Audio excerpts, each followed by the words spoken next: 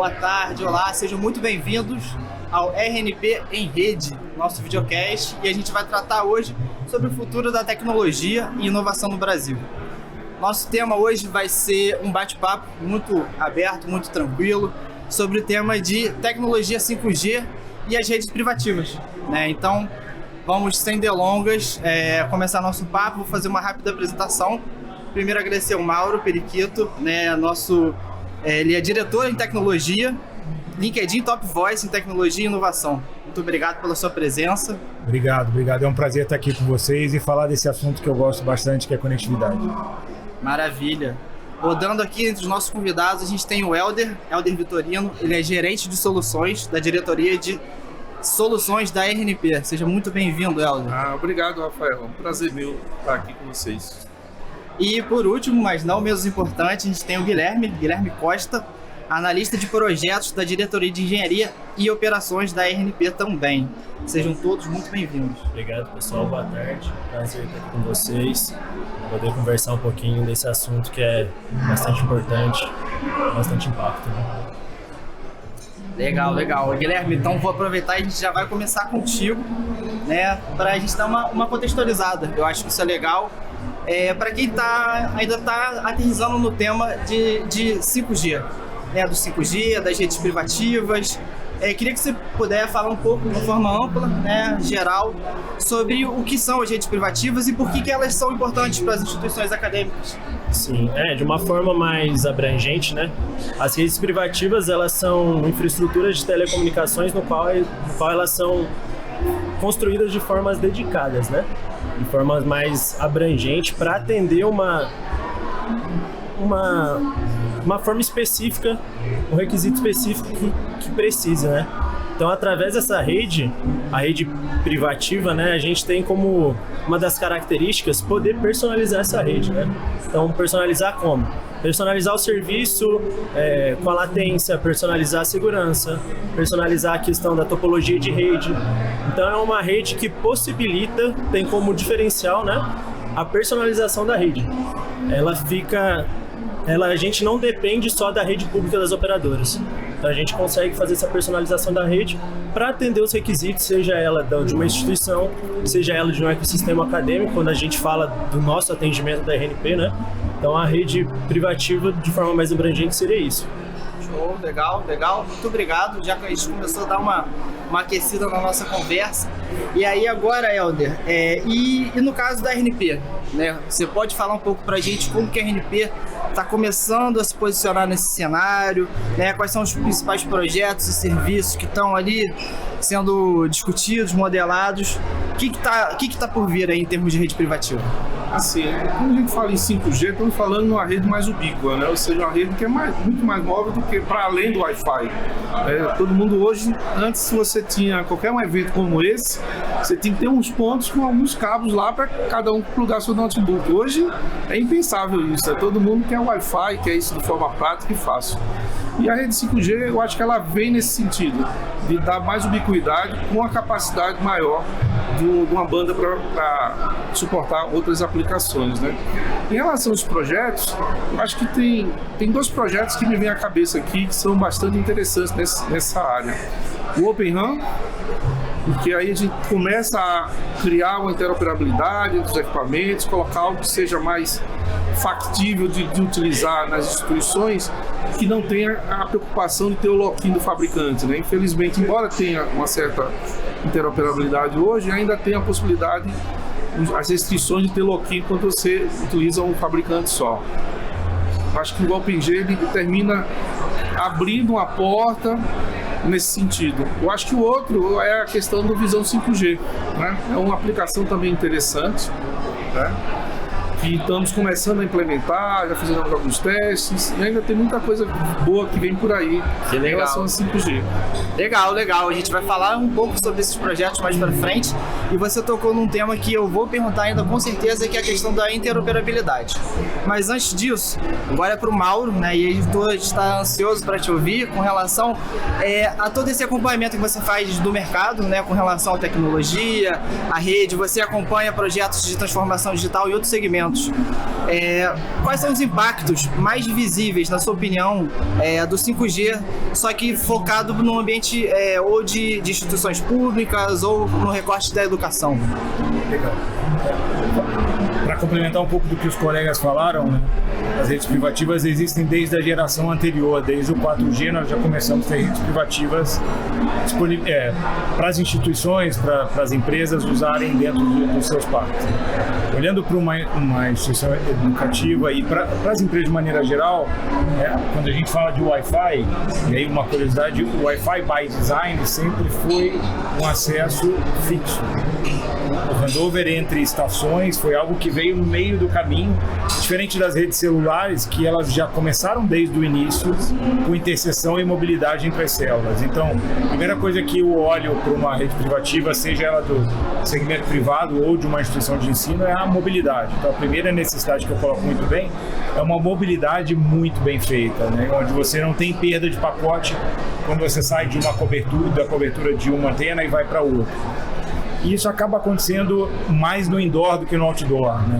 A gente tem casos de campos, às vezes, industriais, de mineração, que aquela empresa ou a universidade tinha centenas de antenas Wi-Fi e colocou em cima uma rede 5G que não substituiu, mas que são poucas, às vezes 2, 3 antenas fazem a mesma cobertura outdoor do que centenas de antenas Wi-Fi. Então você diminui a complexidade e tem uma mobilidade muito maior. Óbvio que para grandes volumes de dados você continua tendo Wi-Fi ali para fazer o offload, né? Fazer um exemplo, né? Essa semana a gente teve o lançamento da Apple do iOS 26, né? A gente foi do 18 para o 26 direto agora, né? Mas o iOS 26 tem 15 GB de volume do arquivo de instalação. Por mais que você vai instalar o iOS 26 num dispositivo móvel, você não vai consumir, às vezes, toda a sua franquia ou mais do que a sua franquia para baixar. Você vai fazer o offload, vai para o Wi-Fi, vai fazer o download do iOS e depois você vai instalar no celular. Então, o Wi-Fi continua tendo a sua funcionalidade dentro das organizações. Outra coisa que a gente tem no 5G muito melhor do que no Wi-Fi é a questão da latência. Quando a gente fala ainda de Wi-Fi 5, Wi-Fi 6 agora no início, a latência do 5G ela tende a zero, né? Uma latência idealmente zero, mas a gente sabe que com os arranjos de infraestrutura esse é um pouquinho melhor. Então, esses casos, por exemplo, telemedicina, reconhecimento de imagem em tempo real, tudo isso funciona. O usuário tem uma experiência melhor quando você usa o 5G. Né? Outra coisa é a questão da localização de ativos. A rede celular ela te permite uma localização de ativos bastante precisa. Isso faz com que você localize, por exemplo, dentro do campus uma máquina de um laboratório, uma pessoa, um veículo, uma ferramenta que você precisa de modo imediato. Então tem vários casos de uso que o 5G veio para contribuir. Legal. Acho que descobri um espectro bem amplo das aplicações e isso dá muito a mais de poder discutir. Vocês querem fazer algum comentário, assim, já furando do script? Porque eu acho que a gente falou um pouco de Wi-Fi e a conectividade 5G. Eu acho que dentro do ambiente da pesquisa e da educação entramos em alguns exemplos da própria saúde, né, da telemedicina. A gente falou de latência, né? Então acho que tem um escopo bastante rico para a gente discutir aqui. Vocês querem fazer algum tipo de comentário assim, específico da área? Eu acho que a questão mesmo é igual o Mauro falou, né? Não ficar preso ao Wi-Fi, né? Ter essa possibilidade de deslocamento, né? E isso é um diferencial que a tecnologia traz e que possibilita que a gente tenha até outras aplicações, né? Que possa ser um diferencial pensando no escopo acadêmico, né? Quando a gente traz isso para o campo, nos dispositivos, da conexão, então... Legal. Eu acho que, como o Mauro falou, assim, isso não surge do 5G, né? Estamos discutindo agora, surgiu lá do 4G. Talvez agora de uma forma mais, vamos dizer assim, mais factível, mais fácil de acesso, né? Está mais pulverizada essa tecnologia. E nessa questão do 5G, eu acho que é só a porta de entrada, né? Porque a gente já está o 6G aí, sim, já batendo a porta e dizendo, ó, já tem aqui, vamos discutir. Então eu acho que essa pegada 5G é dominar dominar o ambiente para preparar para a próxima rodada, né? Verdade. A gente colocou, realmente até o Mauro trouxe esse ponto que a gente discutiu num passado recente sobre as redes privativas e era muito focado em missão crítica, né? Mas ela não necessariamente depende do 5G, né? Muitas da realidade das aplicações consomem pouco volume de dados, né? Então o 4G ou até outros tipos de conectividade, elas já suprem essa necessidade, né? E aí, Rafael, aproveito para repetir um pouco do que eu falei na minha palestra. Fiz uma palestra aqui no fórum sobre campos inteligentes. E um dos temas que eu abordo lá é de falar que um campus inteligente é uma mini cidade que a gente pode, dentro do campus, reproduzir vários casos de uso em pequena escala, com uma velocidade de implantação muito maior, que a gente valide esses casos antes de levar eles para a cidade, para a população em si. E olhando para a questão de conectividade, é óbvio que um vetor de grande cobertura, de baixa latência, de um volume de dados robusto, o 5G é um player importante, mas a gente pensar em conectividade híbrida. Eu continuo tendo Wi-Fi, eu tenho 5G e para alguns casos eu não vou usar nem o Wi-Fi nem o 5G, eu vou usar um LoRa, vou usar um Bluetooth Low Energy, vou usar um Zigbee para fazer algum controle de automação, um Smart Parking, controle de energia, controle de uso de água, de esgoto.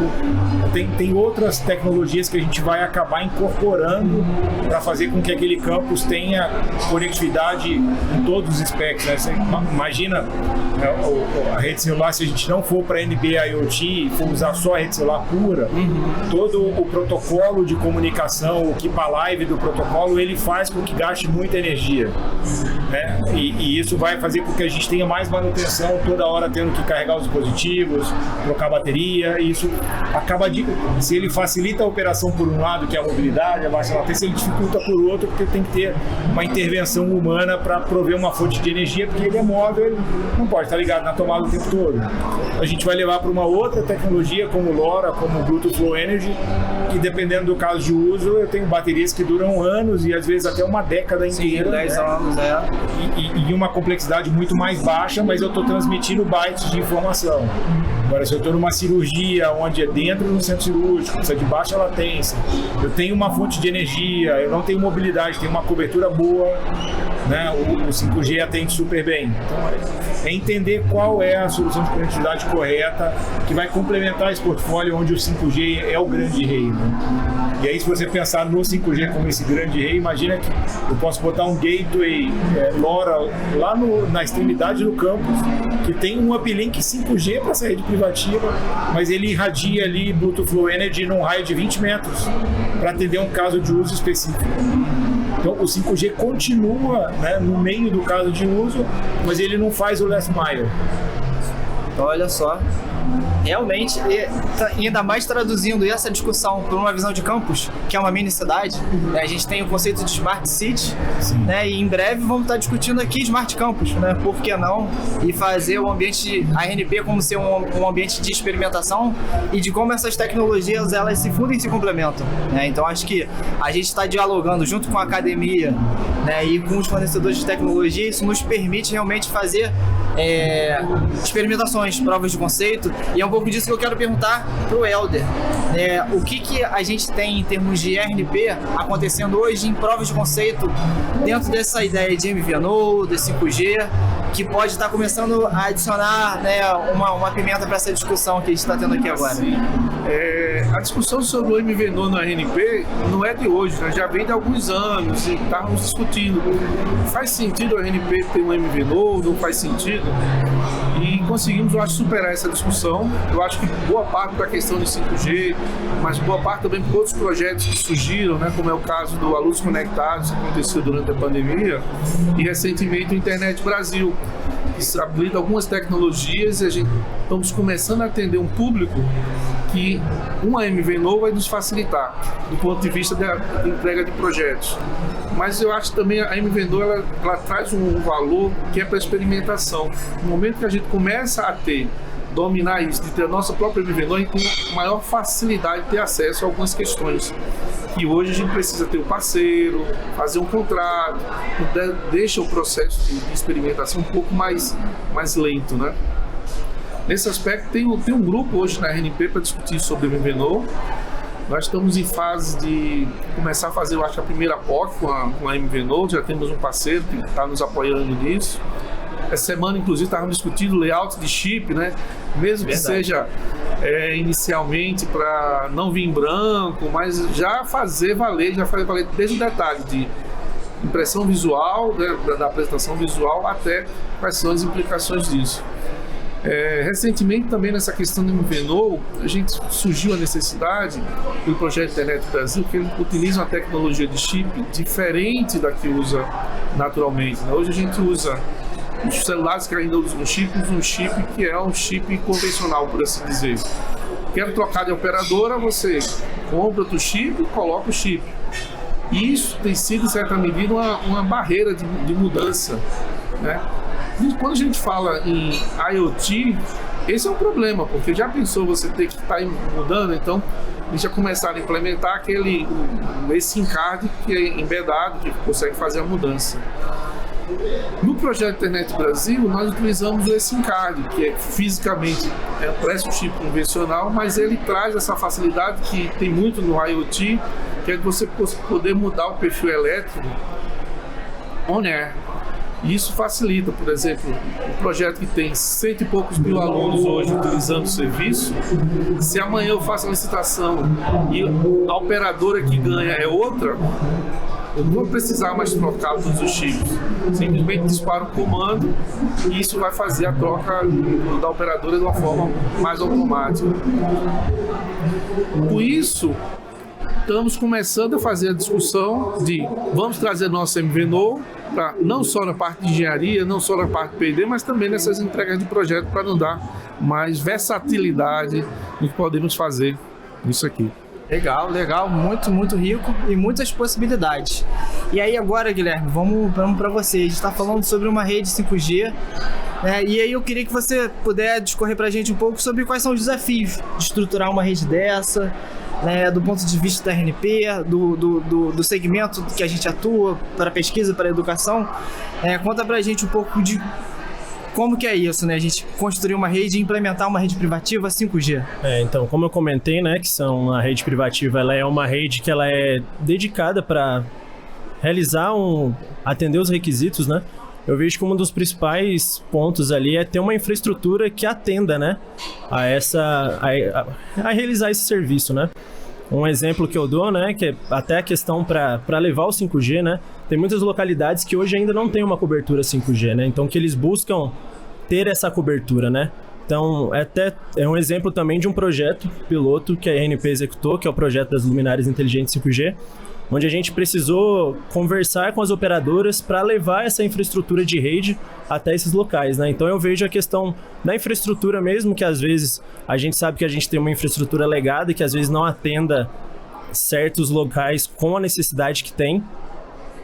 E até para que atenda, né, os pilares do 5G, né, como o Mauro já comentou, que tem uma baixa latência, que tem uma alta quantidade de dispositivos conectados, que tenha uma alta taxa de velocidade. Então, assim, a gente precisa de uma infraestrutura boa para que atenda esses requisitos e cumpra o papel do 5G, né? Eu vejo essa questão. Vejo a questão também, assim, até como exemplo do projeto das luminárias, né?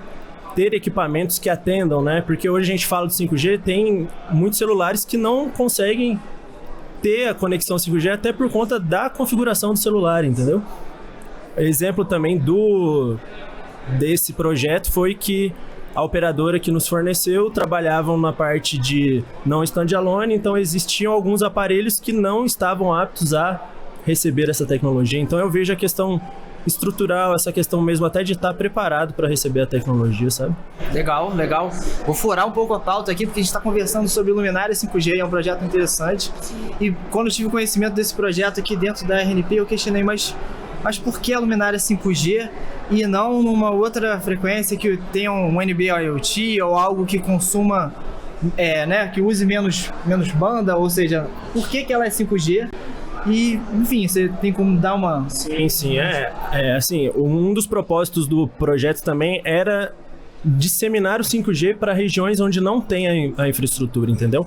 Então, buscar parceiros para que a gente consiga levar para o interior a tecnologia para que essas pessoas tenham acesso a tudo isso que a tecnologia pode nos ofertar. Então, assim, é um equipamento 5G, a gente... existem, como o Mauro comentou também, tem aplicações que utilizam somente a sinalização, então não tem necessidade de ter uma alta velocidade, a latência não precisa ser alta dependendo da aplicação, a gente não precisa que ela seja tão responsiva quanto, mas para esse projeto foi o intuito mesmo de expandir a conectividade de uma forma mais massiva, com o que o 5G oferece, para regiões onde não tem. E, consequentemente, também trazer parceiros, trazer a política pública, né, de conectividade para essas regiões onde a gente não consegue levar. Então, isso também conta na questão desses pontos, né, de ter a operadora chegando com uma infraestrutura, ter um provedor, um parceiro que seja um provedor que possa ofertar um backbone de fibra para que a gente possa fazer o transporte para essa tecnologia. Tudo isso. Entendi. Bom, tá ótimo. E aí, falando um pouco mais de futuro, né? E aí, Mauro, queria te perguntar com relação a como que você enxerga, né, uma visão de futuro para os próximos anos em relação à conectividade e esse conceito das redes inteligentes. Né? Como que você consegue conectar, se você consegue conectar essa visão de futuro com uma sustentabilidade digital? Rafael, veja, nós já estamos com o cronograma de implantação do 5G bastante à frente, né, do que havia sido pactuado lá, que era um cronograma até o final da década. A gente deve estar mais ou menos uns 2 anos adiantado em termos de cronograma, né?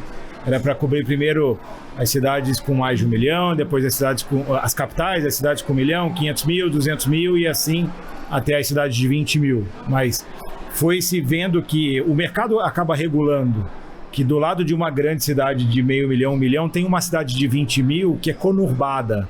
Então, como você vai deixar aquela sombra, né, bem na margem de uma cidade grande? Então, cobre-se essa cidade, cobre outra, e assim a gente veio ganhando, né? Hoje a gente passou recente o marco de 1.000 cidades cobertas no Brasil.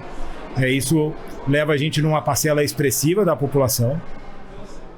Óbvio que em cidades maiores a gente não tem a totalidade das cidades cobertas, tem todo um ajuste fino, áreas de sombra, tem todo o relevo que complica bastante.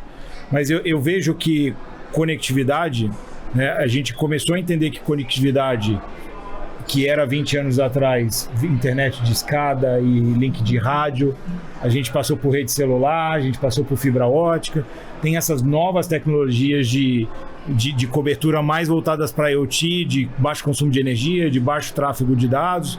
Então, para que a gente tenha essa conectividade significativa, ubíqua, e que a gente consiga mesmo implementar casos de uso que sejam sustentáveis, porque mais do que a conectividade ser sustentável, é o que roda por trás dessa conectividade e entregar um resultado positivo para a sociedade. Então, eu vejo que a gente vem avançando nesse ponto. E aí, falando de 5G por 5G, né, a inteligência artificial vem trazendo um papel muito importante para a sustentabilidade desse tipo de rede. Porque ela hoje ajuda que as operadoras façam um fine-tuning da sua rede para consumir menos energia, para ter uma cobertura mais acertada, né?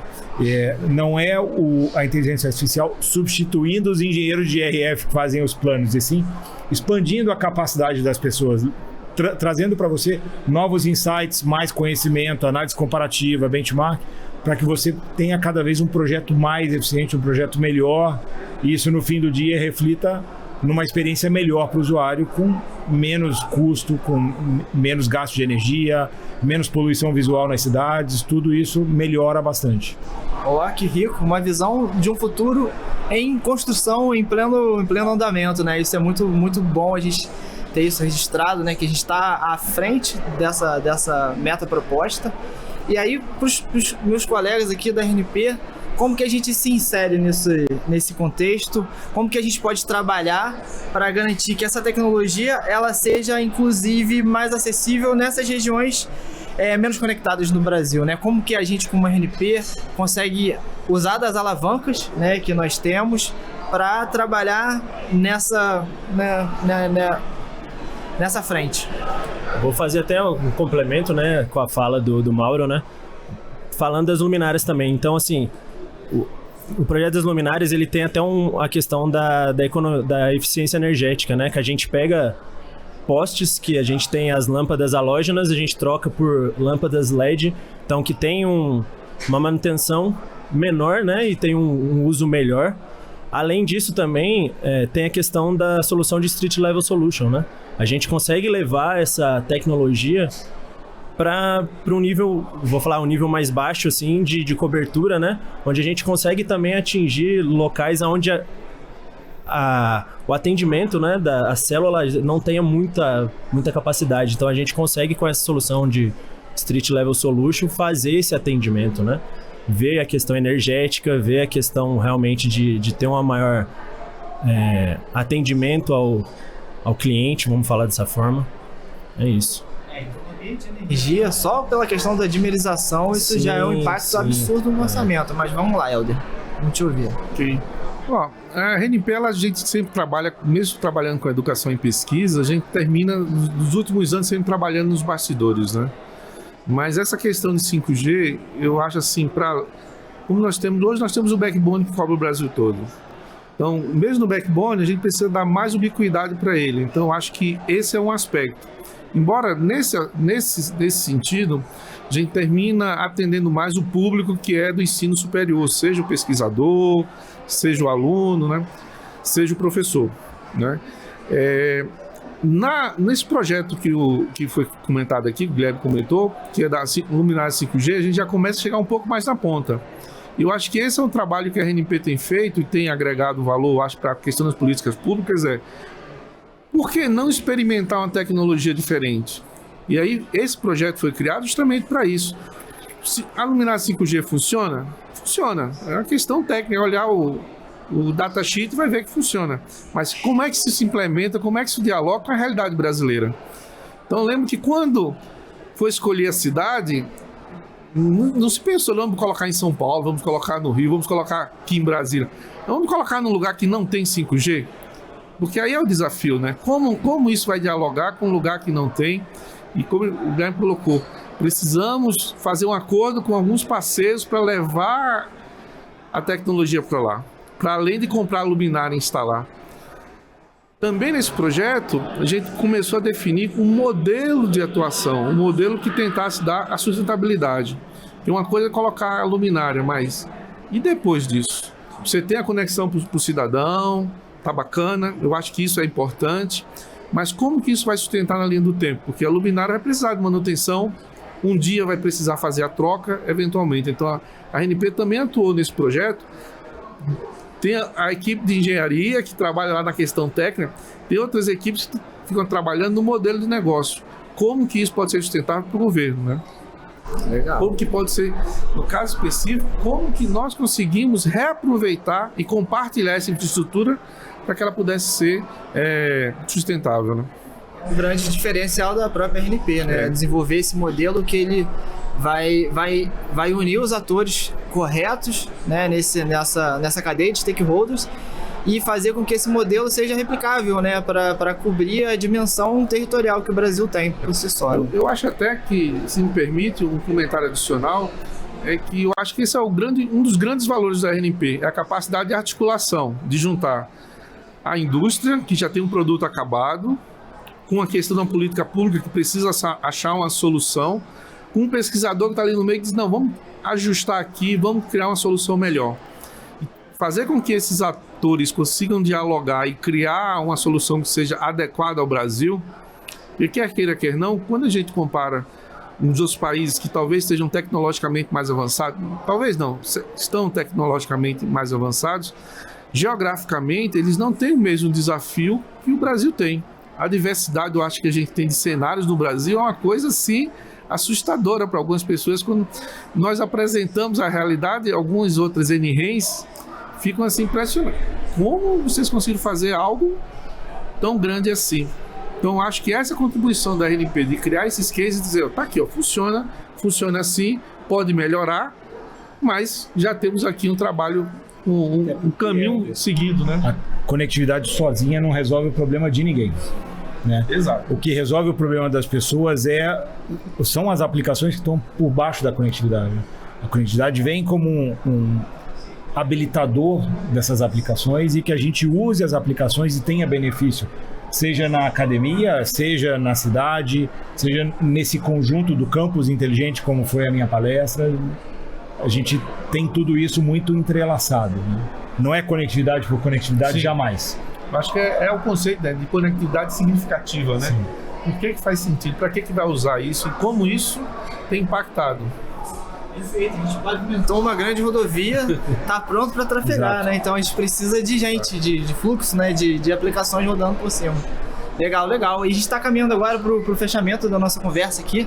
E aí eu ia perguntar para todos, né? Se vocês pudessem escolher um impacto transformador da tecnologia 5G, que na perspectiva de vocês, que vai ser assim, o mais relevante para os próximos 5 anos, né? O que vocês ressaltariam? É um exercício de futurologia, né? Ué, o que é que vem por aí? A gente está falando sobre as tendências, né? Então acho que é um pouco disso, é um papo para a gente aguçar isso. Eu acho que eu não consigo, talvez, fazer o exercício de tão longo tempo.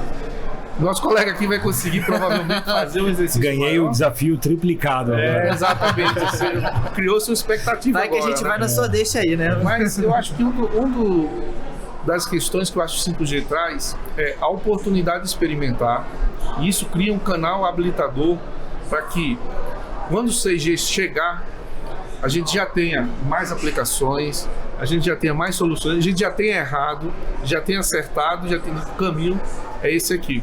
Eu acho que esse é uma grande contribuição, é esse grande sandbox que começa a se mostrar, começa a ser disponibilizado para que as aplicações comecem a surgir e com elas novas demandas que outras tecnologias vão responder. Entendi. A partir do momento que a gente tem resolvido, entre aspas, a questão da velocidade, né? Porque daqui para frente, né, acho que já vai começar a comoditizar, mas legal. Eu acho também, indo nessa linha, né, o impacto que o 5G pode trazer é a gente entender quais são essas aplicações e como que a gente vai executar essas aplicações, né? Até tem um estudo também de qual a melhor tecnologia a ser utilizada, como que a gente vai executar essa aplicação, a questão mesmo da baixa latência em telemedicina. Então, ter o entendimento de como essas aplicações podem ser realizadas, né? E já estar preparado para executar. Porque, como já foi dito, né, não adianta nada a gente ter e não ter as aplicações para serem utilizadas. Então, Rafael, acho que para a gente chegar no 5G, eu vou rebobinar 4 fitas atrás, né, e falar de cada uma das gerações, né? Quando a gente começou a ter celular no mundo, o serviço era voz, né? Lá desde 1973, se eu não me engano, em Nova York, que o engenheiro da Motorola fez a ligação para o concorrente dele e falou assim: estou falando com você de um celular. O serviço era voz, era um aparelho de comunicação de voz sem fio, né? Passamos para o 2G, viemos para o serviço de valor agregado, mensagem de texto, caixa postal. No 3G a gente teve uma entrada bastante tímida da internet no celular, os primeiros sites, às vezes em tela até monocromática, os smartphones, aquela coisinha assim, o pré-smartphone, né? O BlackBerry é dessa época do 3G, a gente veio o 4G, onde vieram os aplicativos, né? Eu sempre falo para as pessoas assim: pega o seu telefone e vê se você consegue desabilitar o 4G e o 5G e tenta pedir um Uber, tenta pedir comida em casa, não vai, tenta responder uma mensagem no WhatsApp com áudio, não vai funcionar. E aí você fala bem assim: ah, cara, mas se a gente tem isso tudo, para que serviu o 5G, né? Para que a gente está... Eu falei para você, tudo que aconteceu até aqui foi na visão do usuário do terminal, né? Para mim, eu gosto de falar do 5G como a geração que habilitou as aplicações corporativas em cima da rede celular. A gente não tem telemedicina, indústria 4.0, né? Os casos mais simples de negócio começaram no 4G, mas é no 5G que eles se consolidam, com a baixa latência, com uma análise de vídeo, né? A gente hoje carrega na mão o mesmo potencial computacional que levou o homem à Lua, tá no bolso de cada um de nós, né? Então você compara todo esse potencial computacional que a gente tem, todas essas aplicações, né? Processar, por exemplo, hoje quando a gente vai conversar com a inteligência artificial no celular, eu gravo um áudio, ela manda o áudio o áudio é interpretado, gera uma resposta e volta para o telefone. Se a gente não tivesse baixa latência, né, uma largura de banda suficiente, a gente nunca conseguiria ter esse tipo de caso de uso, né, que é uma pavimentação sim para o 6G, né, mas a gente fala de um 6G muito mais aquela conexão homem-máquina, os famosos hologramas, a internet táctil, né, você conseguir sentir coisas por meio da internet, né, superfícies, rugosidades, etc. Então, assim, é uma evolução. Eu acho que dentro dessa década que a gente está, ainda é a década do 5G. O 6G, e a gente pode lembrar o Rafael, que eu vejo que é um cara que está mais antenado com o mercado. Você não ouvia falar da discussão do 3G. A discussão do 2G foi muito pequena. E hoje o 5G ele domina discussões das pessoas, porque a rede celular entrou na vida de todo mundo, né? E eu acho que por isso a gente ouve falar muito do 6G como a próxima geração, mas na minha opinião a gente ainda precisa viver muito bem essa geração do 5G, extrair todo o potencial disso, né? Enquanto aquelas pessoas que precisam ajudar a desenhar os padrões avancem, né? Levando as nossas demandas como sociedade para que sejam incorporadas no 6G. Ó, senhores, que discussão excelente aqui. Muito obrigado. Quero agradecer a disponibilidade. Foi uma aula, uma honra poder conversar com vocês. Muito engrandecedor. E para quem está nos seguindo no YouTube, né, ativa o sininho para receber as notificações toda vez que tiver uma novidade aqui no nosso videocast RNP em Rede. Muito obrigado.